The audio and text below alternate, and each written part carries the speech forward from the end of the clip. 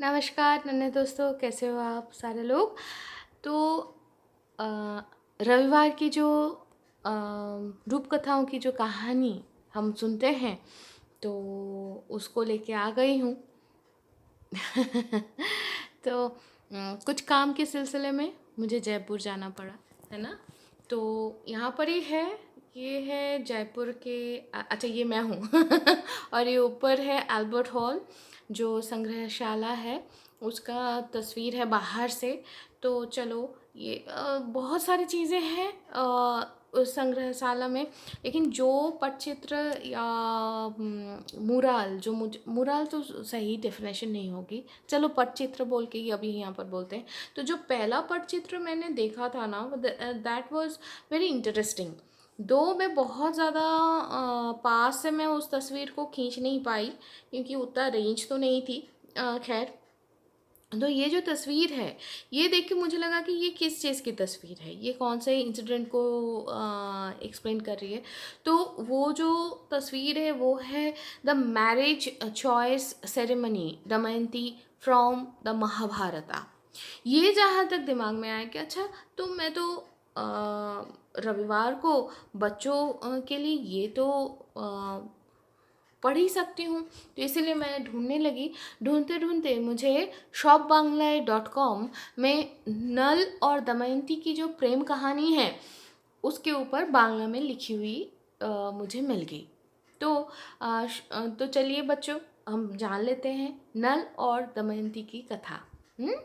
महाभारत की जो वन पर्व है, मतलब जब पांडव लोग वन में निर्वासित हो गए थे, युधिष्ठिर और बाकी सारे लोग जब हार गए थे, पाशा जो था, पाशा के जो पाशा में जब हार गए, पाशा को हिंदी में क्या बोलते हैं, आई सपोज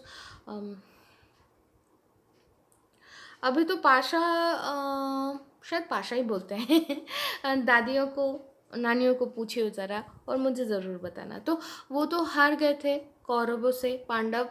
तो अब क्या करें, वो लोग तो वन में निर्वासित हो गए थे, तो वहाँ पर उन लोगों को बहुत दुख हुआ। और इस समय वो लोग वैसे ही दुखी थे, और अस्त्र शिक्षा करने के लिए स्वर्ग गए थे अर्जुन। तो बाकी चारों भाई और द्रौपदी बहुत ही दुखी हो गई थी। तो तब उनके पास आए थे महर्षि बृहदश्व। तो उन्होंने नल और दमयंती के प्रेम कहानी बताए थे।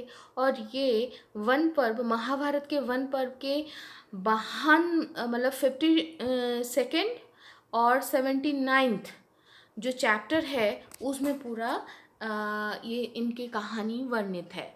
तो चलो बच्चों जान लेते हैं। तो जब चार पांडव और द्रौपदी को इतने दुखी देखे अर्जुन के लिए, तो अपने सिचुएशन के लिए, तो महर्षि बृहदश्व बोले कि अरे तुम लोग इतना दुखी दुखी क्यों रह रहे हो, तुम लोगों से तो कई गुना ज़्यादा दुखी थे निषाद राज नल और विदर्भ और निषाद राज।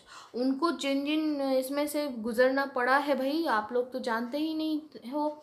तो ये सारे बोलते बोलते तो वो निषाद राज नल और विदर्भ नंदिनी दमयंती के बारे में बोलने लग गए।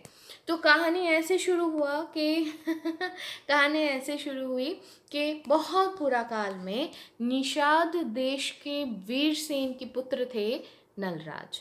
और वो बहुत ही रूपवान, धनुर्विद्या में गुणवान, और उनके समकक्ष तब कोई नहीं था। उनके तेज को वो वर्णन कर रहे हैं महर्षि बृहदश्व के सूर्य के माफिक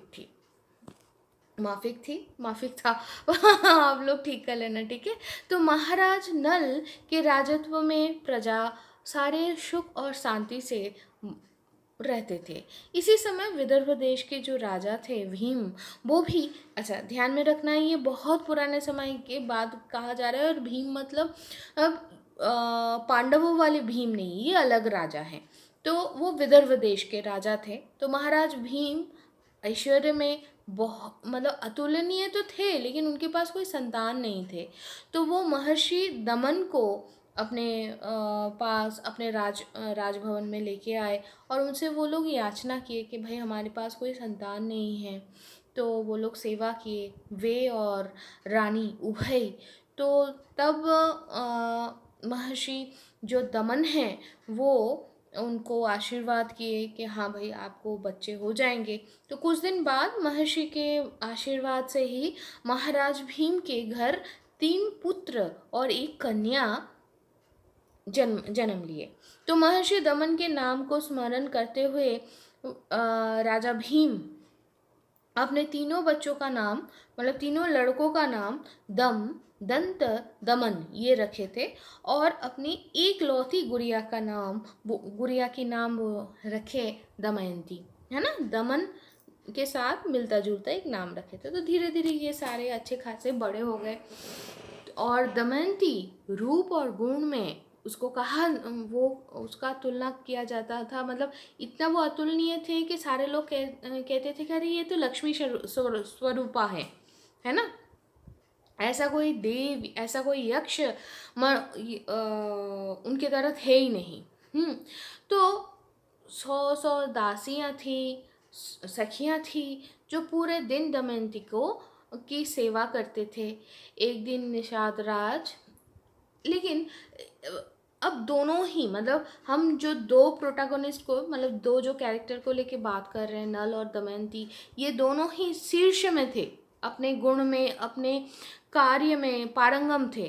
तो हुआ यूँ दोनों टॉप मोस्ट थे, तो दोनों के बारे में कहा जाने लग गए। मतलब कोई किसी को पता नहीं था, लेकिन फिर भी नल के सामने दमयंती की और दमयंती के सामने नल की रिकॉर्ड बजाया जाना शुरू हुआ कि उसका गुण क्या है, ये है। अब बार बार कहने लगोगे तो कहीं ना कहीं आपके मन में भी किसी के जिसके बारे में बार बार सुनोगे और अच्छा ही सुनोगे तो प्यार तो उमड़ता ही है ना, अच्छा तो लगता ही है। जैसे मान लो हमने कभी केक तो खाए नहीं है, लेकिन बार बार एडवर्टाइजमेंट किए जा रहे हैं, तो मन ही मन हम सोचते अरे वाह, ये चॉकलेट केक अगर खा लेते तो कितनी अच्छी बात थी।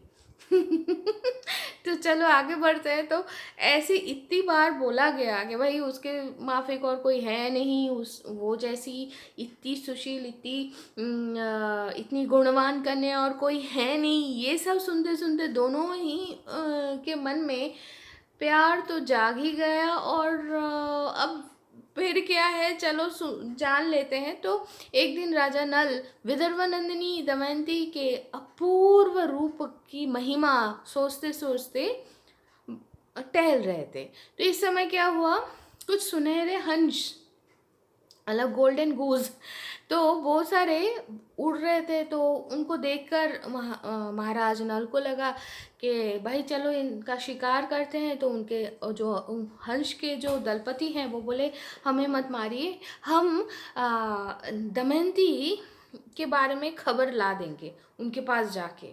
तो इधर हमारी दमयंती जी भी नल के बारे में सोच रही थी। तो सोचते सोचते अचानक से क्या हुआ, उसी समय वो गोल्डन गूज जो स्वर्ण हंस हैं वो सारे आ गए उनके पास, नल के बारे में सुने। इनको तो खबर लेना था, तो ऑब्वियसली नल के बारे में वो लोग भी बोले हैं, फिर उनसे खबर लेके वो उड़ गए। लेकिन यहाँ तक यहाँ पर तो अलग ही कांड हो गया। दमयंती नल के बारे में सुन के अपना खाना पीना छोड़ के तपस्या करना चालू कर दी कि भाई अब क्या होगा। तो अब देखो, हम छोरियाँ, हम बच्चियाँ हमारे माता पिता के बहुत ही चहेती होती हैं, खासकर पिताओं की। तो महाराज भीम तो उनको लगा कि उनके ऊपर आसमान टूट गया कि बच्ची खान पान छोड़ दिए। तो फिर उन लोगों ने क्या किया, स्वयंवर सभा का आयोजन किए। और दमयंती इतनी गुणवान थी, इतनी कुशल थी और इतनी सुंदर थी। I don't know whether those whether my poor vocabulary in Hindi can express those actual translation of that Bangla which I am right now reading, but still just think about it कि जो मुझे लगता है personally, जो रूप जो गुण सिर्फ उसके कैरेक्टर और उसके काम से इतना ज़्यादा महिमान्वित हो गए थे कि यहाँ पर ये बोला गया है कि उस स्वयंवर के आयोजन से, उस स्वयंवर में सारे लोग अपना पार्ट लेने के चक्कर में युद्ध करना छोड़ दिए। उनको ये लगा कि यार युद्ध करके मरने कौन जाएगा, मर के कौन स्वर्ग जाएगा, इससे बेहतर है कि हम दमयंती के स्वयंवर सभा में जाएं। वहाँ पर अगर दमयंती हम में से किसी एक को चूज़ कर लेते तो वो स्वर्ग सुख समान, मतलब उसके साथ होना इतना बड़ी महत्वपूर्ण हो गई। और इस चक्कर में लोग मरना बंद हो गए। तो वहाँ जो स्वर्ग के हेड ऑफिस का जो इंचार्ज है मतलब देवराज इंद्र, वो बहुत दुश्चिंता में आ गए। वो सोचने लगे कि हैं ये क्या हो गया, इतना पाप बढ़ गया है कि लोग स्वर्ग में आना ही छोड़ दिए, मतलब युद्ध नहीं कर रहे, कर्म नहीं कर रहे हैं। तो जो भी है, जो भी थॉट प्रोसेस उनका था, तो देवराज इंद्र तब सोचने लगे कि क्या हुआ भैया। तो महामुनि नारद से पता चला कि भाई नहीं, दमयंती के स्वयंवर रचाया जा रहा है, और इस चक्कर में सारे राजा महाराजा लोग अपना युद्ध कर्म बंद कर दिए हैं और वो वहाँ पर जा रहे हैं। तो ये सुन के हमारे जो देवराज इंद्र हैं वो और 3 साथियों को लेके चल पड़े। तो भाई कौन कौन है उनके साथ?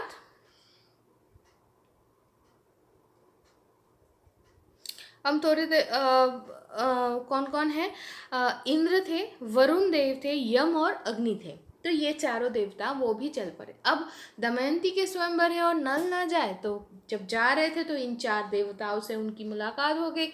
और इंद्रदेव तो और किसी को नहीं बोलने को मिला, नल को ही जाके बोल दिए कि भाई तुम ना हमारे लिए दूध बन के दमयंती के पास जाओ और हम चारों में से किसी एक को चुनने के लिए बोलना। अब नल क्या करे, जैसे तैसे वो दमयंती से मिले, सबके अलक्ष्य में, मतलब एकदम छुपते छुपाते मिले और वो देवताओं की बातें बोले। क्यों? क्योंकि यहाँ पर वो चारों देवता उनको दूध के हिसाब से भेजे थे, तो वो अपने धर्म से, अपने कर्तव्य से विच्युत नहीं हुए। अच्छी बात है। तो वो जाके बोले। फिर स्वयंवर का समय आया। वहाँ पर क्या देख रहे हैं कि नल जैसा ही रूप लेके 5 व्यक्तियाँ वहाँ पर उपस्थित है। दमयंती समझ गई कि भैया इसमें सिर्फ एक जना है जो उनके नल है, और बाकी चारों कोई देवता है या देवता हैं।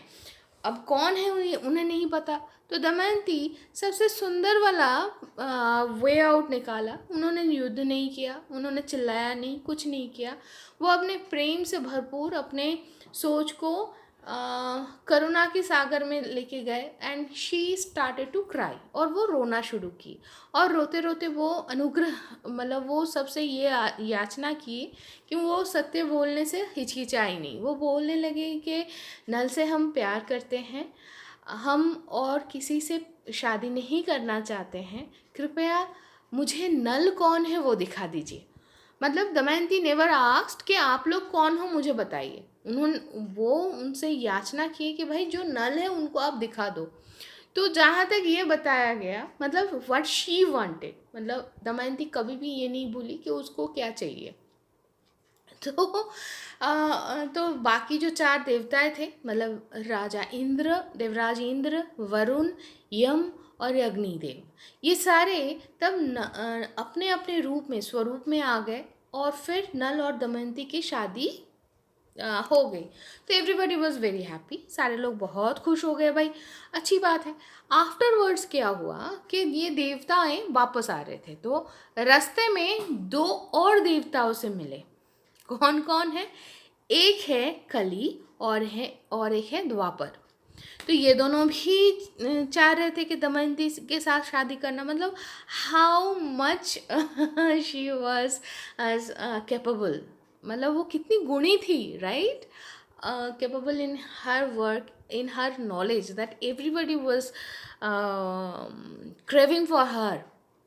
तो देवराज इंद्र पूरा घटना व्याख्या करके बोल दिए, देखो भैया, नल और दमयंती एक दूसरे से प्यार करते हैं, उनके बीच में तुम टांग अड़ाने मत जाना भी मतलब अपनी दूरी करके रखना।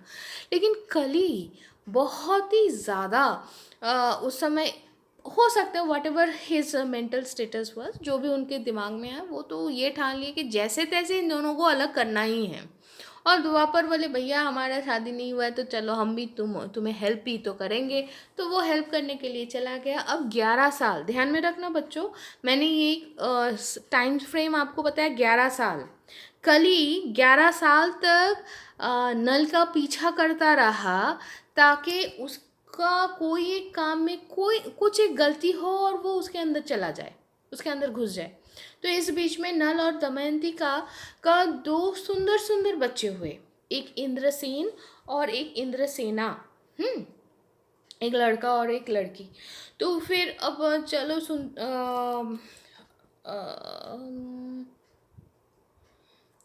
तो एक दिन क्या हुआ, संध्या पूजन होता है ना सायंकाल में। तो उस पूजा से पहले एक दिन नल गलती से वो पैर धोना भूल गया। ठीक है ना, हम लोग नॉर्मली क्या करते हैं, पूजा पूजा करने जब बैठते तो हाथ पैर धो के अच्छे से स्वच्छ होके बैठते हैं, तो कोई गंदगी ना रहे, सिंपल सा फ्रेश होके बैठते हैं। तो उस दिन बाय चांस नल भूल गए थे, तो उस मुहूर्त के लिए 11 साल तक इंतज़ार किए कली, और फिर उसके अंदर घुस गए और सबसे पहले उसका मति भ्रंश कर दिए, और वो अपने भाई के साथ, मतलब ऐसा एक सिचुएशन क्रिएट हो गया उस समय कि वो अपने भाई को जाके बोले कि भाई तुम मुझे ना पाशा यानी दूत क्रिया में तुम क्रीड़ा में मुझे आह्वान करो। अब बंदा जानता तो था लेकिन इतना ज़्यादा नहीं जानता था, और सारे सिचुएशन में ऐसा हो गया कि वो हार गया। और ये जो पाशा में वो हारा, इस चक्कर में पुष्कर उसके जो भाई है उसके पास उसके सारे साम्राज्य वगैरह सारे चला गया। अब फिर क्या हुआ, फिर नल और दमयंती दोनों राज्य छोड़ के निकलने लगे। निकलने से पहले अपने दो बच्चों को अपने माँ बाबा के पास दमयंती भिजवा दिए, है ना। तो किसके उनका तब जो सारथी थे उनका नाम था बार्ष्णेय, है ना।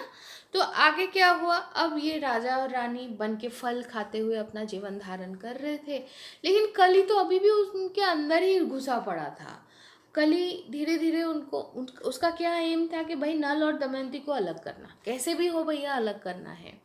तो उन्होंने क्या किया कि इसके दिमाग को ऐसे मोल्ड किए कि नल रात को रात में, अच्छा इस बीच में और एक घटना घटी।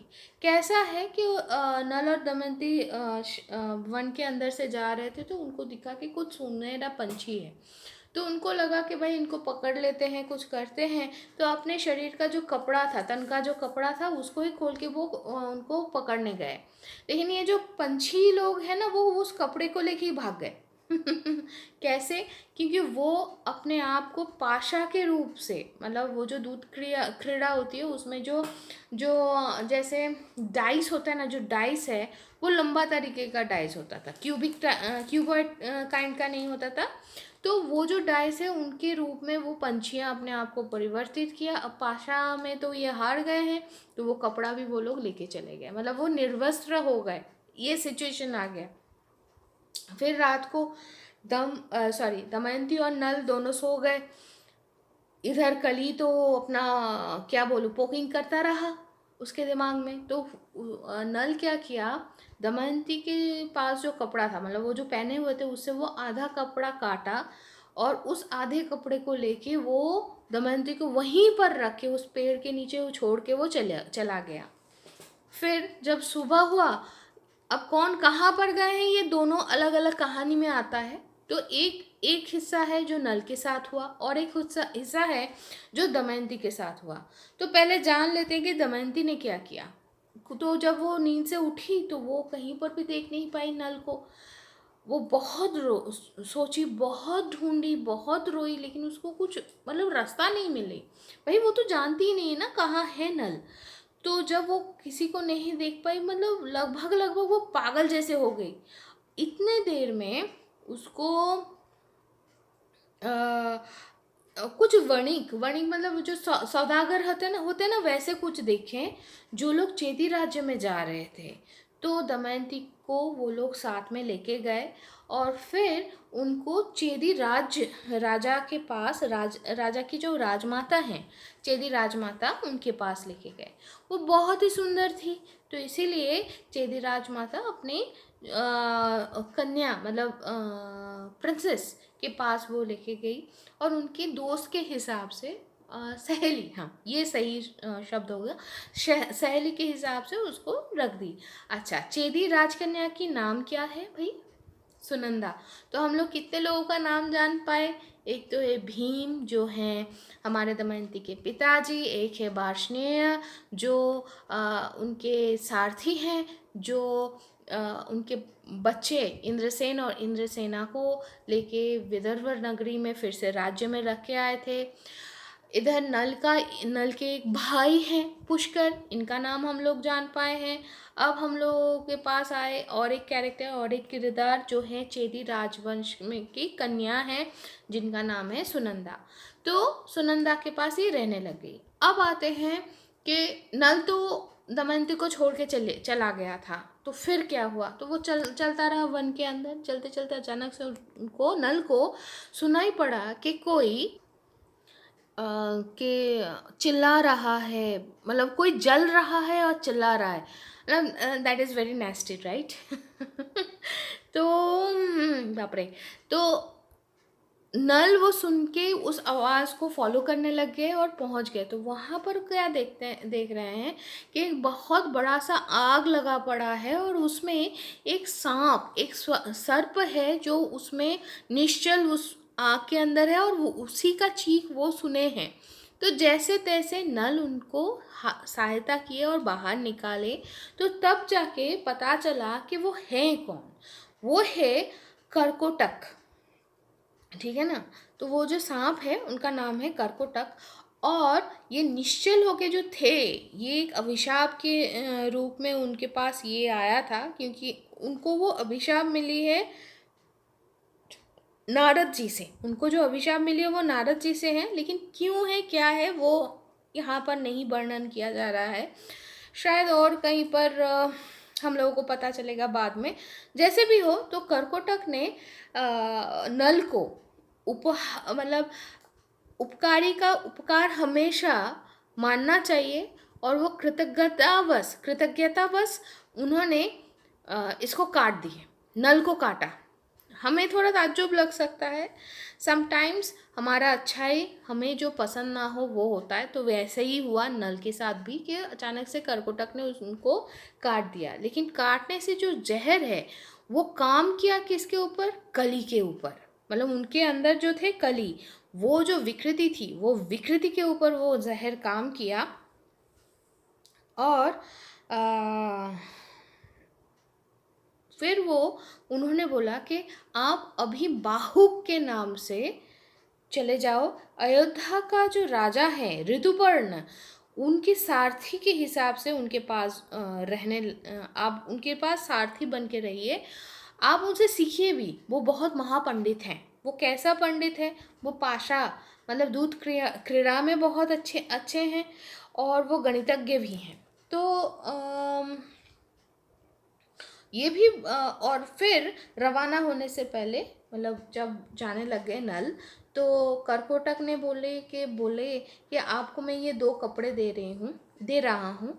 जब भी ज़रूरत पड़े आप इन दोनों कपड़े को पहन के मुझे स्मरण करना, तो आप अपना जो रूप है वो वापस मिल जाएगा आपको। मतलब अभी काटने के बाद, ये सारे तामझाम होने के बाद,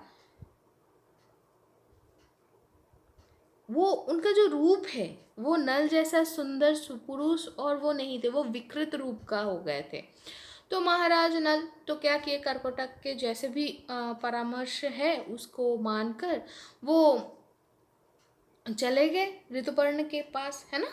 तो विदर्भ राज भीम कन्या और जामाता को ढूंढने के लिए चारों दिशाओं में इतने दिनों में क्या बोलूं, दूध भेज दिए, लोग भेज दिए। तो सुदेव नाम का एक ब्राह्मण चेदी राज्य में जाकर देवी दमयंती का अनुसंधान किया, मतलब जैसे भी है उनको मिले। तो वो चेदी राज्य से दमयंती को अपने पिताजी के पास वापस लेके आए। तो इसके बाद दमयंती नल को ढूंढने के लिए चारों दिशाओं में लोग भेज दिए, और उसका जवाब सिर्फ और सिर्फ ऋतुपर्ण की जो सारथी बाहुक है उन्होंने ही उसका जवाब दिया था, और कोई नहीं दिया था। तो उनका वो जो भयंकर रूप, अभी जो प्रेजेंट जो भयंकर रूप है, उसको देख के कोई भरोसा ही नहीं किया भैया ये हो सकता है कि नल, तो कैसे प्रमाण हो, कैसे हो। अब दमयंती तो बुद्धू थी नहीं, तो उन्होंने क्या किया कि उन्होंने फिर से अपना स्वयंवर रचाने का खबर सबके पास भेज दिए और बोले कि भैया एक दिन के अंदर जो आके स्वयंवर में उपस्थित होंगे तो उनमें से ही मैं ढूंढूंगी अपना पति निर्वाचन, उसमें से ही हम करेंगे। तो यहाँ तक तो था, है ना, यहाँ तक तो हुआ। तो उसके बाद क्या हुआ, क्यों वो ऐसा शर्त रखी थी, क्योंकि दमयंती जानती थी कि एक दिन के अंदर अगर किसी को आना है तो वो सिर्फ नल कर सकते हैं और किसी को ये विद्या पता है ही नहीं। तो कोई बात नहीं, ठीक है भैया।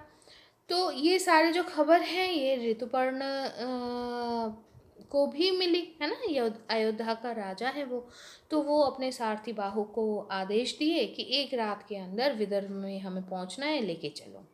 तो रास्ते में ऋतुपर्ण बाहु के सामने अपना जो क्षमता, मतलब अपना कैपेबिलिटी दिखाने के लिए वो अपना गणना विद्या, मतलब मैथ्स अंक शास्त्र का कुछ निदर्शन दिखाए। फिर बाहुक अपने महाराज को, मतलब ऋतुपर्ण को बोलने लगे कि मुझे अश्व विद्या पता है, क्योंकि एक दिन के अंदर वो जा पा रहे हैं, राइट, सो ही न्यू समथिंग। तो बोले कि मैं आपके पास अश्व विद्या के परिवर्त मतलब उसके एक्सचेंज में गणना विद्या जानना चाहता हूँ।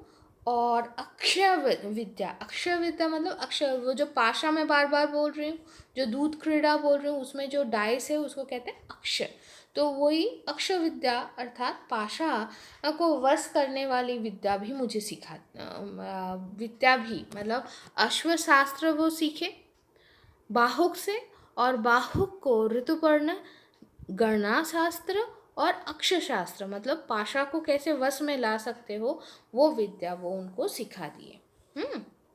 दो हमारे जो बाहुक जी हैं, मतलब नल जो हैं, वो सिर्फ गणना शास्त्र सीखना चाह रहे थे। तो इसके बाद क्या हुआ, वो लोग तो पहुंच गए भाई एक दिन के अंदर। ऋतुपर्ण के जो सारथी हैं, मतलब बाहुक, उसका जो कदाकार मतलब भयंकर रूप देखकर सारे लोग विचलित हो गए, लेकिन दमयंती बहुत विभिन्न प्रकार से परीक्षा करते रहे और उनको समझ में आता रहा कि हाँ यही नल है ना। तो तब जाके करकोटक के जो कपड़े हैं, दिया हुआ जो 2 कपड़े हैं, वो बाहुक पहन लिए और करकोटक को स्मरण किए। तो जहाँ तक स्मरण किया वहाँ तक वो बाहुक के रूप से नल के रूप में वो परिवर्तित हो गए, मतलब अपना पूर्व रूप उनको मिल गया। तो फिर उन्होंने क्या किया, उन्होंने अपना जो राज्य है वहाँ पर वो वापस गए। वहाँ पर वो अपने भाई को फिर पाशा यानी कि दूध क्रीड़ा के लिए वो आह्वान किए। वहाँ पर उन्होंने पाशा में अपना विजय लाभ किए और अपना सारी जो संपत्ति है, जो भी खो गया था, वो सारे वो वापस उनको मिला। और फिर नल और दमयंती सुख से राजत्व करने लग गए। तो महाराज नल का ये दुख भरा गाथा सुनाने के बाद पांडवों को सुनाने के बाद, मतलब ऐसे हम बोल सकते हैं कि पांडव ने जब 4 पांडव और द्रौपदी ने जब नल और दमयंती का ये गाथा सुने तो उनको थोड़ा सा कम कष्ट होना शुरू हुआ और वो लोग फिर से अविचलित हृदय से अर्जुन की वापसी के लिए दिन गिनना चालू कर दिया, मतलब इंतज़ार करने लगे। तो दोस्तों आज की कहानी यहाँ पर ही समाप्त होती है, लेकिन आज की कहानी से हम लोग जाने कि खूब सारे किरदार थे, है ना। और क्या सीखें हम लोग, ये सीखें कि देखो जीवन में उतार चढ़ाव आएंगे, कहीं पर आप हारोगे, कहीं पर आप जीतोगे, लेकिन किसी भी परिस्थिति में हमें विचलित होना नहीं चाहिए। विचलित होना मतलब अपने काम से, हाँ मुझे रोज़ उठना है, हमें रोज़ पढ़ाई करना है, रोज़ सफाई करना है, रोज़ खाना है, रोज़ पीना है, रोज़ खेलना है, रोज़ एक्सरसाइज करना है, अपने हॉबी जो है वो करते रहना है। और उसी समय के अंदर खुद को खुश भी रखना है। और अगर हो सकता है, अगर आपके पास ऐसा कोई समय आए कि आप किसी को हेल्प कर पाओगे, तो तब आप हेल्प भी करोगे, है ना। तो ये सारी चीज़ें आते जाएंगे, इसमें खुद को विचलित करने का कोई मतलब नहीं होता है। तो अगर हम ऐसे बोले, देखिए देखिए, तब भी नल का एक विच्युति हुई थी कि वो सायंकाल का जो पूजा है, या हम लोग जिसको कहते हैं संध्यानिक, तो उस समय में वो पैर धोना भूल गया, है ना। वो तो भूल गए, तो चलो उसके जीवन में बहुत सारे ये चीज़ वो चीज़ सारी चीज़ आना शुरू किए, लेकिन दमयंती ने तो कोई गलती नहीं की थी, है ना। फिर भी उसके ज़िंदगी में उतार चढ़ाव आता गया, लेकिन वो अविचलित रही। हाँ, उसको भी दुख हुआ, वो भी पागल जैसे हो गई, लेकिन वो अपने धर्म से विच्युत नहीं हुई। उसको जो करना था वो धीरे धीरे करती रही, इसीलिए उसके पास हेल्प आता गया, कभी सौदागर के रूप से, कभी और किसी के रूप से, लेकिन उसके पास हेल्प आते गए। ठीक वैसे ही गलती तो हुई नल से, है ना।